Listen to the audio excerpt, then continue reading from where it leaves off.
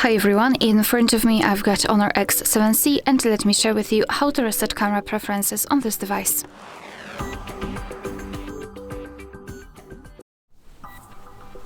So let's start with opening the camera app. It does not really matter on which mode you will be here, photo, video, portrait, whatever.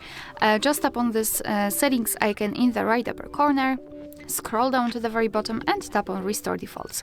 Confirm it with OK, and basically this is it. This is our evidence that the reset option worked, because our camera needs the access to the location, and this is the first thing which you will have to do after opening the camera for the very first time, after the first configuration. So it basically means that we just successfully reset all camera preferences to the defaults. Alright, so that will be all. Thank you so much for watching. Please hit the subscribe button and leave the thumbs up.